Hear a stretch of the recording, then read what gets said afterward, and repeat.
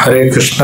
பகவத்கீதா 4வது அத்தியாயம் 24வது ஸ்லோகம். திருப்பி சொல்லுங்க.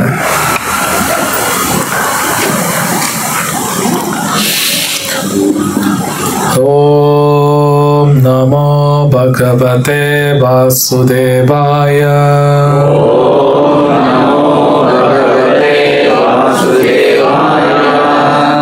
ஓம் நமோ பகவதே வாசுதேவாய.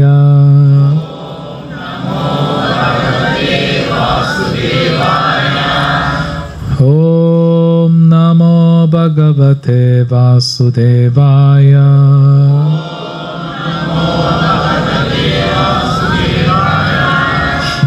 நாராயணம் நமஸ்கிருத்ய நரம் சைவம் நரோத்தமம் தேவீம் சரஸ்வதிம் வியாசம் ததோ ஜயமுதிரயேத். நஷ்டப்ராயேஷு அபத்ரேஷு நித்யம் பாகவத சேவயா பகவதி உத்தம ஸ்லோகே பக்திர் பவதி நைஷ்டிகி.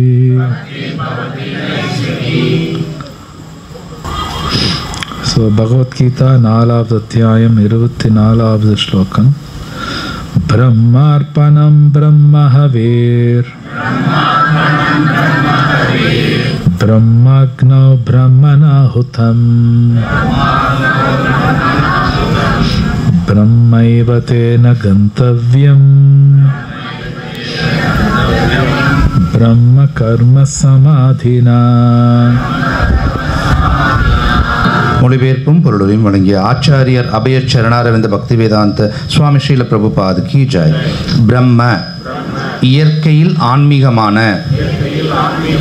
அர்ப்பணம் அர்ப்பணம், பிரம்ம பரமன், ஹவி நெய், பிரம்ம ஆன்மீக, அக்னௌ நெருப்பு என்னும் முடிவில், பிரம்மனா ஆன்மீக ஆத்மாவால், ஹுதம் கொடுக்கப்படுவது, பிரம்ம ஆன்மீக உலகம், ஏவ நிச்சயமாக, தேன அவனால், கந்தவ்யம் அடையப்படுவது, பிரம்ம ஆன்மீக, கர்ம செயல்களில், சமாதினா சமாதியில். மொழிபெயர்ப்பு. கிருஷ்ண உணர்வில் முழுமையாக ஆழ்ந்திருப்பவன் நிச்சயமாக ஆன்மீக உலகை அடைவான். ஏனெனில் அவன் ஆன்மீக செயல்களுக்காக தன்னை முழுமையாக சமர்ப்பித்துள்ளான். பிரம்மனை இலக்காக கொண்ட இச்செயல்கள் அதே ஆன்மீக இயற்கையின் மூலம் அர்ப்பணிக்கப்படுவதாகும். பொருளுரை. கிருஷ்ண பக்தியின் செயல்கள் எவ்வாறு இறுதியில் ஆன்மீக இலக்கை நோக்கி கொண்டு செல்கின்றன என்பது இங்கே விளக்கப்பட்டுள்ளது. கிருஷ்ண பக்தியில் பல்வேறு செயல்கள் உள்ளன. அவை பின்வரும் பதங்களில் விளக்கப்படும். ஆனால் தற்போது கிருஷ்ண உணர்வின் அடிப்படை கொள்கை மட்டும் விளக்கப்பட்டுள்ளது. பௌதீக களங்கத்தினால் பந்தப்பட்டுள்ள கட்டுண்ட ஆத்மா ஜட சூழ்நிலையில் செயலாற்றுவது நிச்சயம். இருப்பினும் அத்தகு சூழ்நிலையிலிருந்து அவன் வெளியேற வேண்டும்.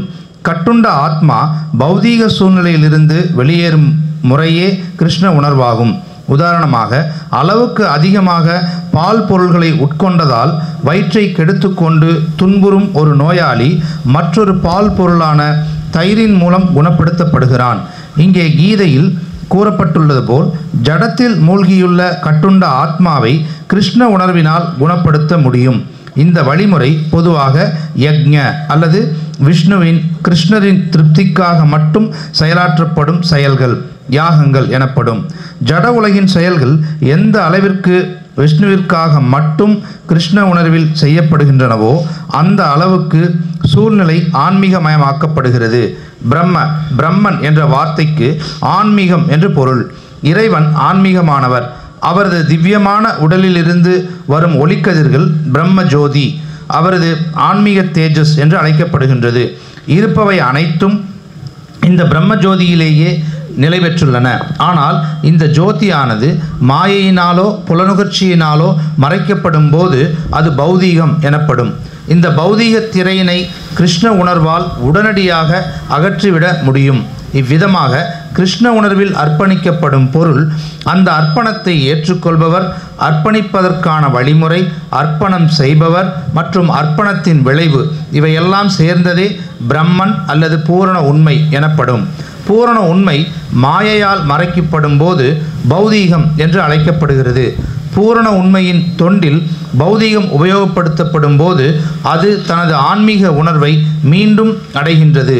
மாயையில் உள்ள உணர்வை பிரம்மனிடம், அதாவது பரமனிடம் மாற்றும் வழிமுறையே கிருஷ்ண உணர்வு.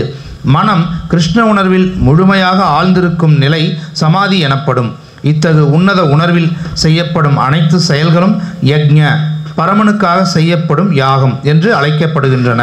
இத்தகு ஆன்மீக உணர்வில் அர்ப்பணிப்பவர், உதவியாக இருப்பவை, செலவிடப்படுவது, யாகத்தை செய்பவர், யாகத்தின் தலைவர், விளைவு, இறுதி லாபம் இவை அனைத்தும் பூரணமான பரபிரம்மனில் ஒன்றாகி விடுகின்றன. இதுவே கிருஷ்ண உணர்வின் வழிமுறையாகும். ஓம் தத் சத். ஓம் அஜ்ஞானாதிமிரந்தஸ்ய ஞானாஞ்சனசலாக்கயா சக்ஷுர்மிலிதம் யேன தஸ்மை ஸ்ரீ குரவே நமः. श्रीचैतन्यमनोभीष्टं स्थापितं येन भूतले स्वयं रूपकदा मह्यं ददाति स्वपदान्तिकं. श्रीगुरु श्रीयुतापदकमलं श्रीगुरुं वैष्णवां च श्रीरूपं सागरजातं सहगणरघुनाथान्वितं तं सजीवं साद्वैतं सावधूतं परिजनसहितं कृष्णचैतन्यदेवं श्रीराधा कृष्णपादां सहगणललिता श्रीविशाखावितां च.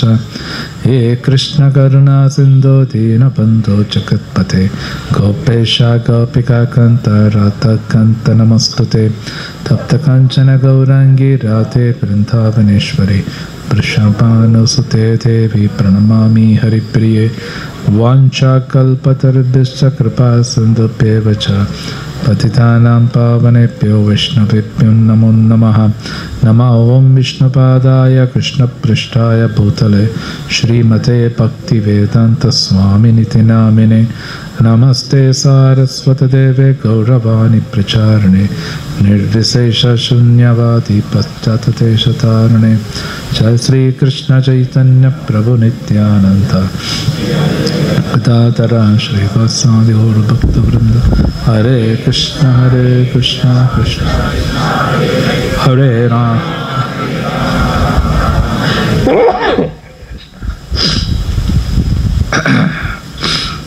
ஹரே கிருஷ்ணா. எல்லாம் வந்ததுக்கு ரொம்ப தேங்க்ஸ். சண்டே ஈவினிங் வந்திருக்கீங்க. இந்த அத்தியாயம் பேர் வந்து தமிழ் என்ன? உன்னத அறிவு.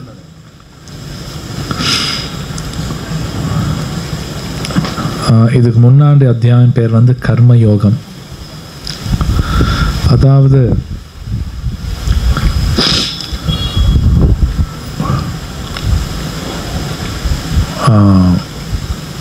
அர்ஜுனர் வந்து ஒரு கேள்வி கேட்குறார். 3வது அத்தியாயத்தில் ஒரு கேள்வி இருக்கும். என்ன கேள்வினா, நான் வந்து வாழ்க்கையில் தப்பு செய்யக்கூடாதுன்னு நினைக்கிறேன், ஆனால் பலவந்தமாக நான் செய்கிறேன், தப்பு செய்யக்கூடாதுன்னு நினைக்கிறேன், ஆனால் ஃபோர்ஸ்ஃபுல்லாக நான் தப்பு செய்கிறேன். இதுக்கு என்ன காரணம் அப்படின்னு அர்ஜுனர் கேட்குறார். 3வது அத்தியாயத்தில் அந்த கேள்வி வரும். அது கிருஷ்ணர் பதில் கொடுக்குறார். காமேஷ குரோதேஷ ரஜோகுண சமுத்பவா. அதாவது அது காமம் தான் காரணம். அந்த காமம் வந்து ரஜோகுணம், அதாவது நாம் வந்து ரஜோகுணத்தோட தொடர்பு வச்சுக்கிறதுனால காமம் வருது, அதனால பிரச்சனைகள் வருது. இதுதான் பதில் கொடுக்குறார் கிருஷ்ணா. காமம் அப்படின்னாலே சமஸ்கிருதத்தில் அர்த்தம் வந்து ஜஸ்ட் ஆசை. அது எந்த விதமான ஆசையாக இருந்தாலும் காமாதான். கிருஷ்ணாவுக்கு கனெக்ட் ஆகாத எந்த ஆசையாக இருந்தாலும் அது காமத்தில் தான் வரும்.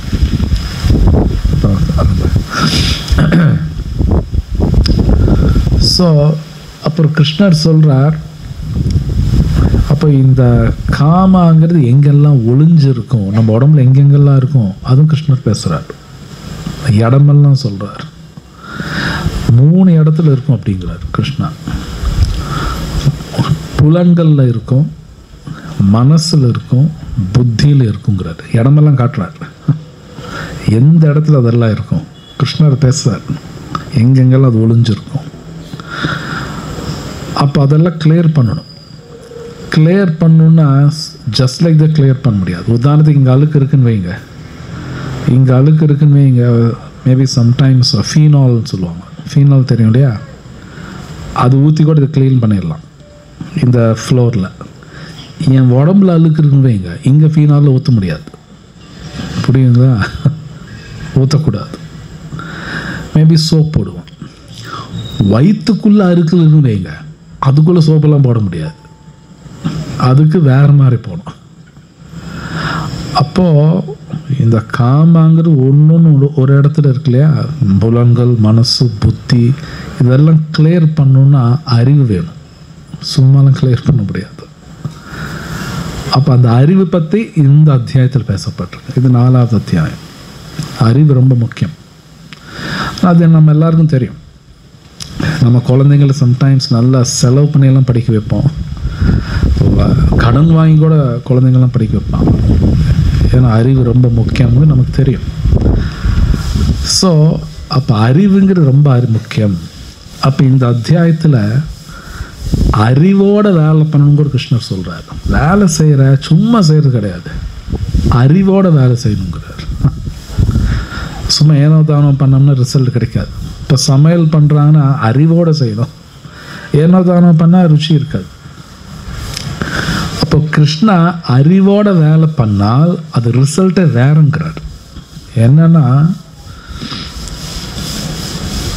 பகவான் சொல்கிறபடி, அவர் சொல்கிறபடி நான் வேலை பண்ணனா நான் வாழ்க்கையில் கஷ்டப்பட மாட்டேன். மேபி நான் என் விதியிலேருந்தே நான் தப்பிச்சிடுவேன். இந்த அத்தியாயத்தில் அதெல்லாம் பேசுகிறார். கிருஷ்ணர் சொல்கிறார், நிறைய பேர் விதியிலையும் தப்பிக்கிறதுக்கு என்னென்னமோ பண்ணுறாங்க. இந்த அத்தியாயத்தில் கிருஷ்ணர் பேசுகிறார், அறிவு உண்மையில் இருந்தால் அந்த அறிவோட வேலை பண்ணால் விதியிலேருந்து மொத்தமாக தப்பிச்சிடுவேன் சொல்கிறார். ஞான அக்னி சர்வ கர்மானி மோக்ஷயசே அசுபாத் அப்படின்னு சொல்கிறார். ஞான அக்னி, இந்த அறிவு வந்து அக்னியோடு ஒப்பிடுறார். நெருப்புன்னு உங்களுக்கு தெரியும். நெருப்பில் நீங்கள் என்ன போட்டாலும் எரிஞ்சிடும், எதை போட்டாலும் எரிச்சிடும், சாம்பல் ஆக்கிடும்.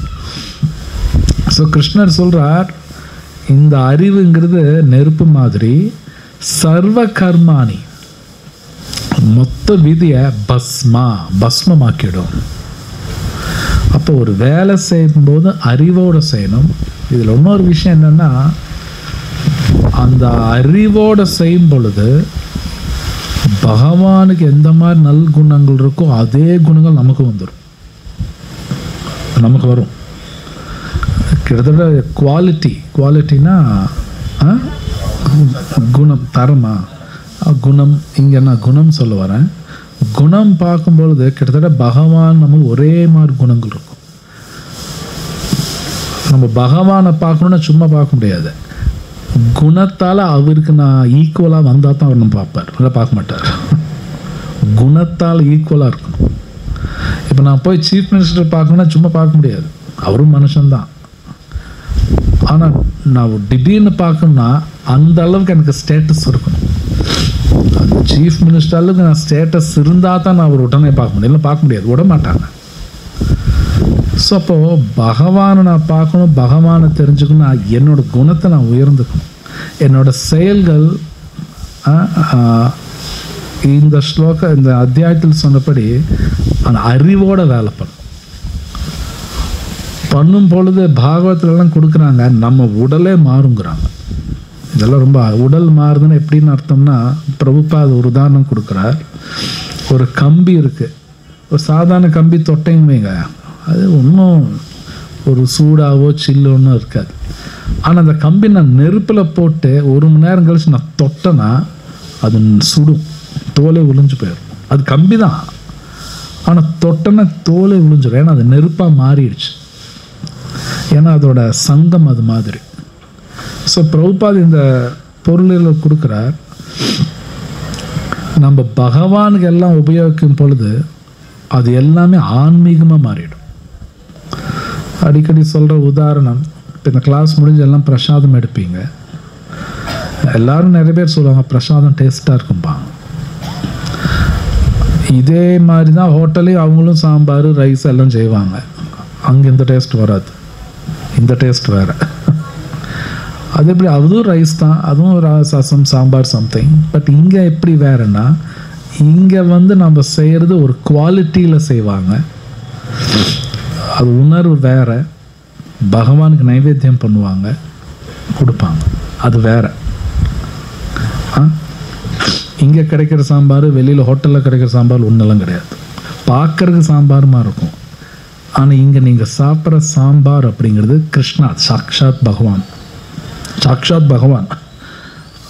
மேபி அது உடனே நம்மளால் ஃபீல் பண்ண முடியாது, ஆனால் உண்மை. அதனால தான் டேஸ்ட் இருக்கும். பொதுவாக சொல்லுவோம் கோயிலில் போய் சாப்பிட்டா டேஸ்ட் இருக்கும்.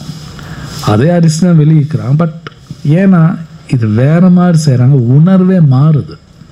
அவங்க செய்யும் பொழுதே அதை சிலதெல்லாம் கடைபிடிச்சி பார்த்து செய்வாங்க. கிருஷ்ணர் நைவேத்தியம் பண்ணுவாங்க. நீங்கள் சாப்பிடுங்கன்னு பகவானை ரிக்வெஸ்ட் பண்ணுவாங்க. அவர் சாப்பிடுவார், அவரால் முடியும். டக்குன்னு நமக்கு புரியாது, ஆனால் இது உண்மை. இதெல்லாம் பொய்யெல்லாம் கிடையாது, இதெல்லாம் உண்மை. ஸோ இந்த ஸ்லோகத்தில் ரொம்ப அழகாக சொல்கிறார், எல்லாமே ஆன்மீகமாக மாறுங்கிறார் இல்லையா? அந்த லைன் அப்படி தான் இருக்கு. அந்த டிரான்ஸ்லேஷன், ஜட உலகின் செயல்கள் எந்த அளவிற்கு டிரான்ஸ்லேஷன் ஆன்மீக செயல்களுக்காக தன்னை முழுமையாக சமர்ப்பித்துள்ளான். பிரம்மனை இலக்காக கொண்ட இச்செயல்கள் அதே ஆன்மீக இயற்கையின் மூலம் அர்ப்பணிக்கப்படுவதாகும். ஸோ அதே ஆன்மீகமாக மாறிடும். நான் முன்னாடி சொல்ல பிரசாதம் அப்படிங்கிறது சாக்ஷாத் கிருஷ்ணா தான். உள்ளே போகும்போது அரிசி பருப்பு அப்படிங்கிறோம், வெளியே வரும்போது பிரசாதம் சொல்லுவாங்க. அது வெறும் சாம்பார் ரசம், அது பிரசாதம். அதுவும் பகவான் ஒன்று தான். ஸோ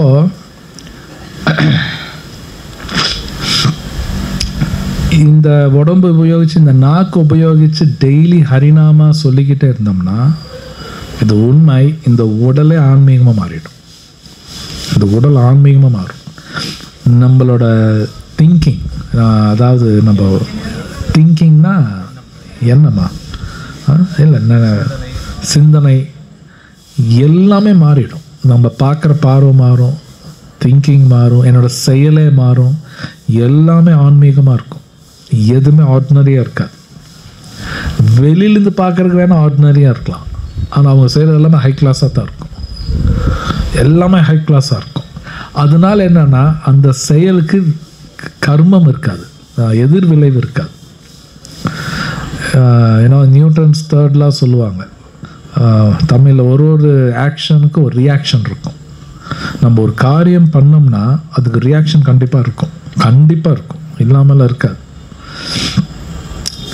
சும்மா ஏதோ பேசுகிறோன்னு வைங்க, பகவான் பற்றி இல்லாமல் ஏதோ சும்மா பேசுகிறோன்னு வைங்க, அதுக்கு ரியாக்ஷன் இருக்கும், ரியாக்ஷன் இருக்கும்.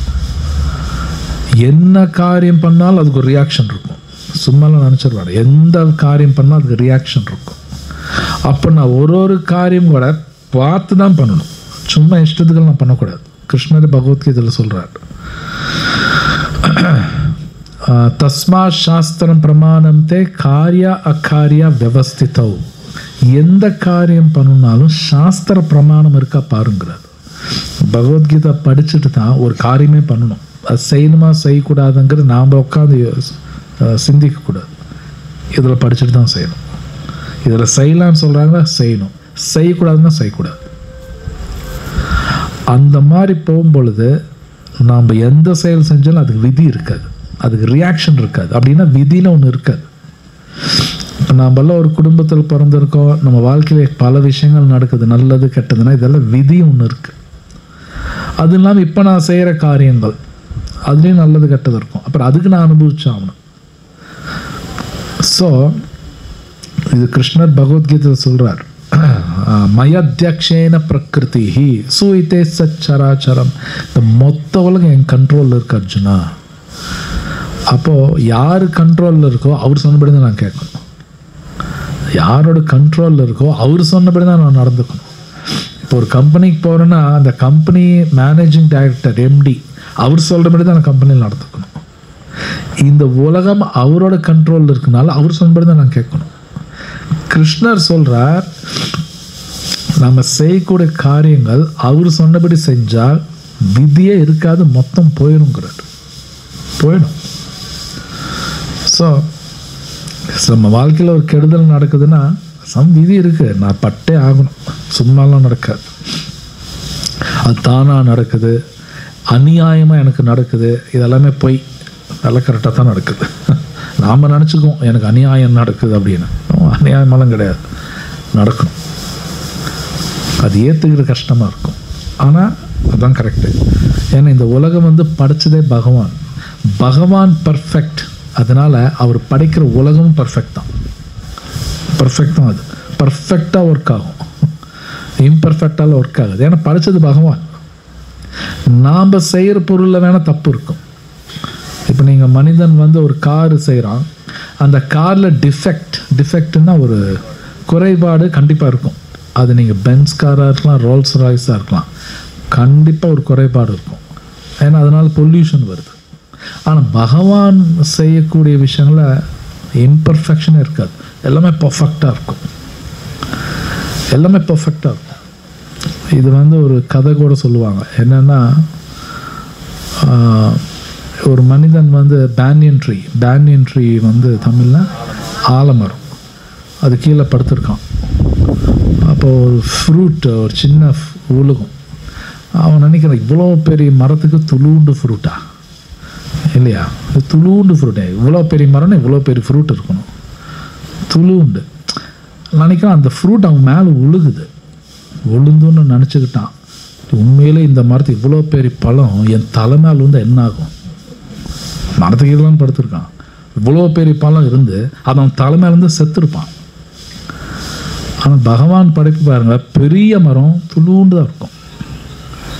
அப்போ பகவான் படைப்பில் பர்ஃபெக்ட். ஏன்னா அவருக்கு தெரியும் பெரிய மரம்னால 4 பேர் படுத்து தூங்குவாங்க. அவருக்கு தெரியும் எல்லாம், கண்டிப்பாக படுத்து தூங்குவாங்க, ரெஸ்ட் எடுப்பாங்க. அப்போ அந்த ஃப்ரூட் சின்னதாக தான் இருக்கணும். இப்போ பகவான் படைப்பு நம்ம நினைக்கிற மாதிரி இல்லை, பர்ஃபெக்டாக இருக்கும். இந்த உலகத்தில் எல்லா விஷயங்களும் பகவானோட சாங்ஷனில் தான் நடக்குது. இப்போ விமானம் ஒன்று விழுந்தது இல்லையா, அதுவும் பகவான் சாங்ஷன் தான். 250 பேர் செத்துட்டாங்க, சாங்ஷன், பகவான் சாங்ஷன் தான். எனக்கு அநியாயமாக இருக்குன்னா அது நாம் நினைக்கிறோம். அது பேர் இங்கிலீஷில் கலெக்டிவ் கர்மா அப்படிம்பாங்க. கலெக்டிவ் கர்மா எல்லாரும் ஒட்டுக்காக சேர்ந்து அவங்க சாகணும்னு இருக்குது, சும்மாலாம் இருக்காது. பார்த்தீங்களா, அதில் 2 பேர் தப்பிச்சிட்டாங்க. ஒருத்தர் தப்பிச்சாங்க. ஒரு அம்மா லேட்டாக போயிருக்கு ஏர்போர்ட்டுக்கு. அந்த அம்மா ஏர்போர்ட்டுக்கு லேட்டாக போகணுன்னே உள்ளே விடலை, போர்டிங் விடலை. கண்டபடி திட்டிருக்காங்க எல்லாத்தையும், என்னை உள்ளே விட மாட்டேங்கிறேன், நான் லண்டன் போய் ஆகணும். அஃபீஷியல்ஸ் எல்லாம் கண்டபடி ஏர்போர்ட்டில் திட்டிருக்கு. ஆனால் விடலை. 10 நிமிஷம் கழிச்சு அழுதுகிட்டே சொல்லுது, நல்ல வேலை ஒன்று விடலை, போயிருக்கிறேன் நான். உண்மையிலே நடந்தது.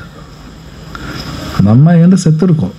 அதுக்கப்புறம் அழுதுகிட்டே சொல்லுது, நல்ல வேலை ஒன்று விடலை, இத்தனை பேர் இறந்துட்டாங்களா. ஸோ இது ஏன் நடக்குதுன்னு அது நமக்கு கஷ்டம், புரியுறது கஷ்டம். இத்தனை பேர் இறந்துட்டாங்க நினச்சி பாருங்க. அந்த இன்சிடெண்ட்டில் அந்த ஹாஸ்டலில் உட்காந்து சாப்பிட்டுட்டு இருக்கோம், அவன் மேலே விமானம் விழுகுதுன்னா எப்படி இருக்கும்? யாராவது நினச்சி பார்ப்பாங்களா? சாப்பிட்டுட்டு இருக்கோம், திடீர்னு விமானம் மேலே விழுந்தா. ஸோ இதெல்லாம் புரிஞ்சுக்கிறது கஷ்டம். இது ஏன் நடக்குதுன்னா நமக்கு தெரியாது, டிஃபிகல்ட். இது டிஃபிகல்ட். கிருஷ்ணரே பகவத்கீதையில் சொல்கிறார், இதே அத்தியாயத்தில் வருது. கிருஷ்ணர் சொல்கிறார், இது புரிஞ்சுக்கிறது கஷ்டம் அர்ஜுனா. கிருஷ்ணருக்கெல்லாம் தெரியும், நமக்கு கஷ்டம், புரியாது. ஸோ என் வாழ்க்கையிலேயே இது நடக்குதுன்னா புரியாது, பட் சும்மா நடக்காது. ஏன்னா படைச்சது கிருஷ்ணர் தான் படைச்சிருக்கார். சும்மா எதுவும் நடக்காது, எல்லாம் பர்ஃபெக்டாக நடந்துகிட்ருக்கும். அப்போது அந்த படைச்ச அந்த கிருஷ்ணர் என்ன சொல்கிறாரு, நான் கம்முன்னு செய்யணும். ஓகே, நல்லா புரிஞ்சுக்கணும். அவர் சொன்னபடி செய்யும் பொழுது இனி எல்லாம் அவர் பார்த்துக்குவார். கிருஷ்ணர் சொல்கிறார், நான் பார்த்துக்கிறேன். ஸோ அந்த கிருஷ்ணா அவருக்கு நல்லா தெரியும், இது கலியுகம். இந்த கலியுகம் நம்ம புத்தியும் ஒழுங்காக வேலை பண்ணாது. அதனால கிருஷ்ணா சைத்தன்ய மகாபிரபுவை வந்து அவரே நாமத்தை கொடுக்குறாரு. ஹரே கிருஷ்ணா கிருஷ்ணா கிருஷ்ணா ஹரே ஹரே, ஹரே ராம ராம ராம ஹரே ஹரே. ஸோ இந்த ஸ்லோகத்தில் ரொம்ப அழகாக சொல்கிறாங்க, நாமளும் பகவான் மாதிரி அந்த குணத்தளவு மாறும் பொழுது தான் அவர் கூட போய் இருக்க முடியும், இருக்க முடியாது. இது புரிஞ்சுக்கணும்னு கஷ்டம் இல்லை. நீங்கள் ஸ்கூபா டைவிங் கேள்விப்பட்டிருக்கீங்களா? தண்ணிக்குள்ளெல்லாம் போவாங்க, பார்த்துருக்கீங்களா? இந்த தண்ணிக்குள்ளே போகும்போது ஒரு மாதிரி ட்ரெஸ் போட்டுக்குவாங்க. அது பார்த்தீங்கன்னா மீனோட உடல் எப்படி இருக்குமோ அது மாதிரி ஒரு ட்ரெஸ் அது. ஏன்னா அந்த உடம்புல தான் நீங்கள் தண்ணிக்குள்ளே போய் ரொம்ப நேரம் இருக்கலாம், ஸ்கூபான்னு கூட சொல்லுவாங்க. அது மாதிரி ட்ரெஸ் இருந்தால் தான் நீங்கள் தண்ணிக்குள்ளே இருக்க முடியும். இந்த உடம்பு வச்சு நீங்கள் தண்ணிக்குள்ளே போய் 2 நாள் இருக்கலாம்னு இருக்க முடியாது, செத்துருவோம். அப்போது அது தனியாக ஒரு மாதிரி துணியை போட்டுக்கிட்டு மீன் மாதிரி கொஞ்சம் மாறி உள்ளே போனால் 2-3 நாள் இருக்கலாம். சில பேர் 6 மாதம் இருப்பாங்க சப்மரீனில் போய், அது மாதிரி டிசைன். ஸோ எப்படி அந்த தண்ணியில் மீன் மாதிரி உடல் போட்டுனால அவர் 6 மாதம் உள்ளே போய் வாழ்கிறாங்களோ, பகவான்ட்டு இருக்குன்னா ஆன்மீகமாக என் உடல் மாறணும், என் மனசு மாறணும், புத்தி மாறணும், உணர்வு மாறணும், எல்லாமே மாறணும். இல்லைன்னா அவர் பகவான்ட்டெல்லாம் போக முடியாது. கிருஷ்ணன் பகவத்கீதையில் சொல்கிறார், அவரோட லோகத்தில் மட்டும்தான் பிரச்சனை கிடையாது, இங்கே எல்லாமே பிரச்சனை இருக்கும். பகவத்கீதை கிருஷ்ணர் சொல்கிறார். நம்ம பூமி மட்டும் கிடையாது, மேலே பார்த்தா சந்திரன், பல கிரகங்கள் தெரியுது இல்லைங்களா? எல்லா இடத்துலையும் பிரச்சனை இருக்குது. எல்லா இடத்துலையும் பிரச்சனை இல்லாத ஊர் அப்படிலாம் எங்கே கிடையாது, எல்லா இடத்துலையும் பிரச்சனை வரும். சில பேர் நினைக்கலாம் எங்கேயாவது வெளிநாடோ வெளியூர் போயிட்டால் சந்தோஷமாக இருக்கலாம், அப்படிலாம் ஒன்றும் கிடையாது. எங்கே போனாலும் ஒரு மாதிரி பிரச்சனை வரும், கண்டிப்பாக இருக்கும். பிரச்சனை இல்லாத இடம் ஒன்று, அது பேர் தான் வைகுண்டா. ஸோ கிருஷ்ணா பகவத்கீதை சொல்கிறார், அந்த இடத்துக்கு வா அப்படிங்கிறார். இங்கே பிரச்சனை இருக்கும்.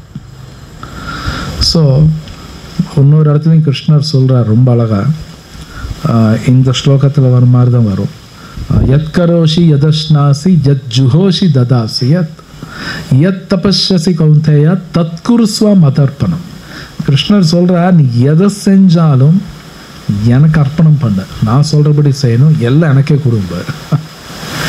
அவர் ஏன் அப்படி சொல்கிறாருன்னா, இல்லைன்னா நமக்கு பிரச்சனை வந்துடும், அவருக்கு ஒன்றும் ஆகாது, நமக்கு பிரச்சனை வரும். இப்போ நான் ஒன்று சாப்பிடணும்னு நினைக்கிறேன், பகவான் எப்படி சொல்கிறார் அது மாதிரி சமைச்சு அவருக்கு நைவேத்தியம் பண்ணி சாப்பிட்டுக்கலாம், தப்பு இல்லை. மாற்றணுன்னா பிரச்சனை வந்துடும், எனக்கு பிரச்சனை வரும். ஸோ இது நீங்கள் பகவத்கீதை படிக்கும்போது நல்லாவும் புரியும்.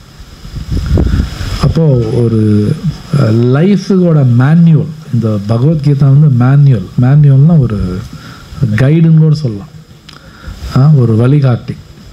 அப்போ ஒரு பகவத்கீதா படிக்கலைன்னா அவங்களுக்கு எப்படி லைஃப்பில் போகிறதுன்னு தெரியாது, தப்பு பண்ணிகிட்டே இருப்பாங்க. அதனால எல்லாரும் சொல்கிறாங்க, ஆச்சாரியர்கள் தேவல் உள்பட சொல்கிறாங்க, பகவத்கீதை படிப்பாங்க. இது படித்தா தான் தெரியும், இது படிக்கலைன்னு நமக்கு தெரியாது.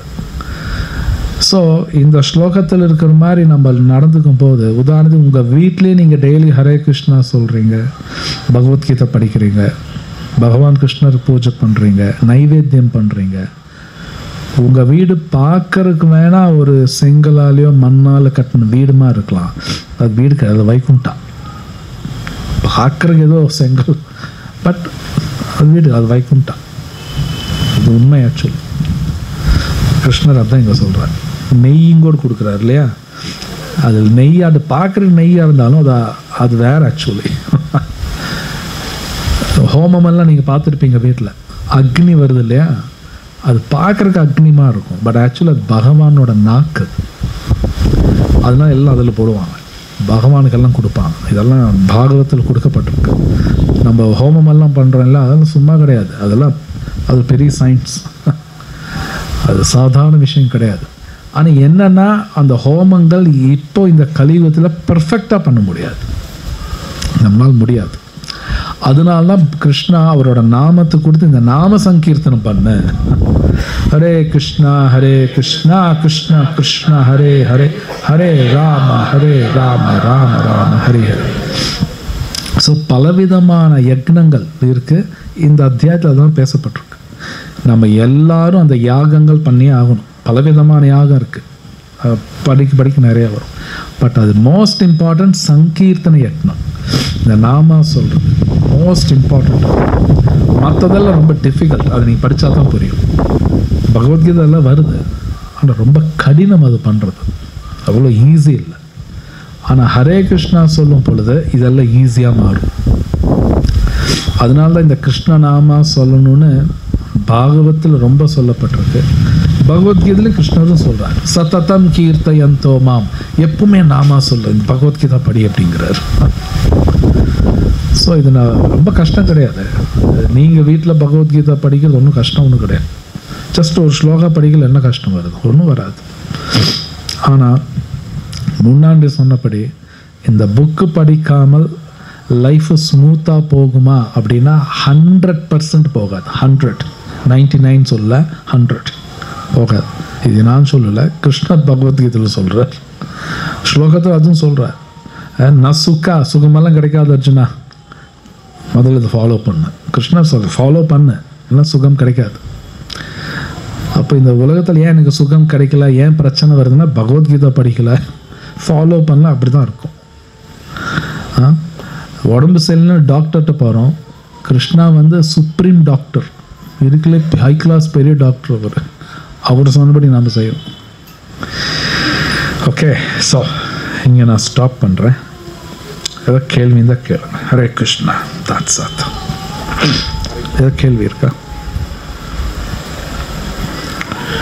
இந்த ஸ்லோகா சம்பந்தப்பட்டது?